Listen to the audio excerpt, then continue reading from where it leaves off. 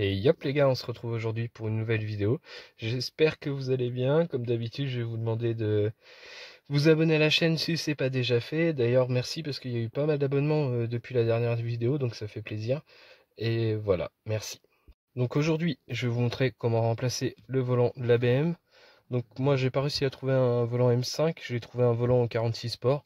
Bon, ce sera toujours moins moche que celui-là. Enfin, après, c'est une question de point de vue, mais moi, je suis pas fan de celui-là. Ça fait un peu bateau, je trouve. Donc je vais vous montrer ça tout de suite. La première étape, évidemment, ça va être de débrancher la batterie, puisqu'on va enlever l'airbag. Donc les règles de sécurité veulent qu'on débranche la batterie.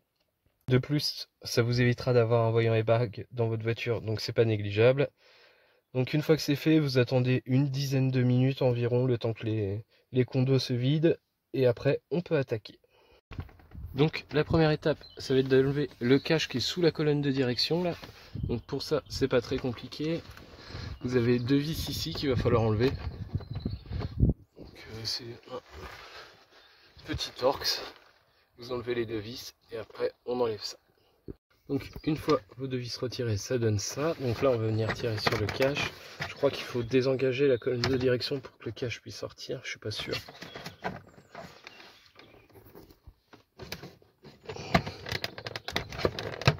Hop. C'est peut-être pas indispensable parce que du coup c'est chiant, ça tombe. Tac.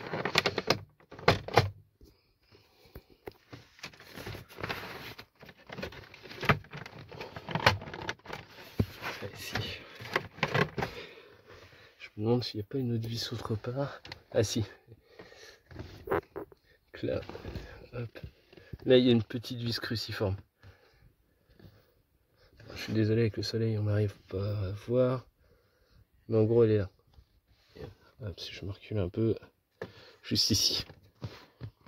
Donc une fois que vous avez retiré la vis cruciforme, du coup, là ça vient tout seul. Hop. Et voilà, on enlève le petit cache. Là il va falloir débrancher la prise du volant qui se situe ici. Donc là vous avez un petit picot. Vous le pincez, vous tirez dessus et ça sort tout seul. Ensuite, donc vous avez deux vis, une de part et d'autre du volant. C'est du torx de 20 si je dis pas de bêtises.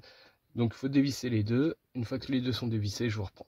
Donc pour dévisser, mettez votre Neyman en position 1 histoire de pouvoir tourner le volant et tourner vers le bas en fait, histoire que la vis se retrouve dégagée et que vous ayez du dégagement pour la retirer, c'est plus simple. Voilà, donc une fois que vos deux vis d'airbag sont retirées, il suffit de tirer sur l'airbag tout simplement. Et là, on va venir déconnecter les fiches qui sont en haut. Donc pareil, là il y a un clip, il suffit de tirer dessus. Et celle-là, il suffit de tirer dessus un peu fort, enfin un peu fort, relativement fort, et ça sort tout seul. Donc là, une fois que vous avez sorti votre airbag, ce qu'il va falloir faire, c'est dévisser le volant avec ce gros écrou là, c'est un écrou de 16. On en profitera pour passer un coup de nettoyage évidemment. Donc je retire la vis et je vous reprends après. Voilà, j'ai retiré la vis de 16. Donc là, il y a quelque chose d'important, c'est ça. En fait, vous avez deux traits, un au niveau de la colonne de direction et un au niveau du volant. Il faut qu'ils soient parfaitement alignés. Et c'est ce qui permet d'avoir votre volant en même temps que les roues droites en fait. Donc si vous ne le saviez pas, c'est important de le savoir. C'est ce qui va permettre de régler votre volant comme il était à l'origine. Une fois qu'on est rendu là, c'est pas compliqué, il va suffire de tirer sur le volant. Hop. Et voilà, votre volant est sorti. Donc moi on voit que c'est bien un volant de phase 2.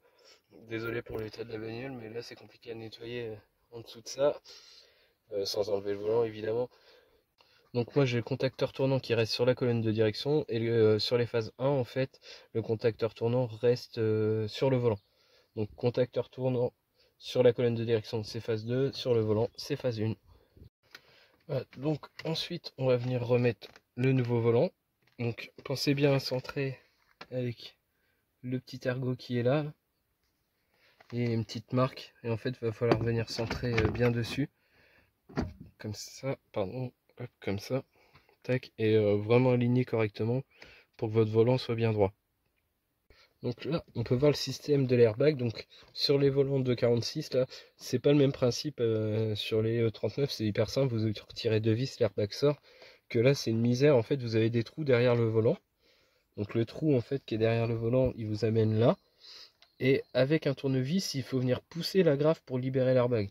Donc en gros, c'est beaucoup plus compliqué. Enfin, c'est pas vraiment compliqué, mais c'est beaucoup plus chiant à faire que les simples vis. Donc je sais pas pourquoi ils n'ont pas repris le même principe. Donc si vous avez un volant de E46 à démonter, il faut savoir qu'il y a les deux trous comme sur les volants de 39, sauf que vous n'avez pas de vis. C'est la graffe qui est là qui vient clipser l'airbag. Voilà. Donc ensuite, on va venir remettre les connectiques. Tac. Donc on voit bien que c'est les mêmes que sur E39.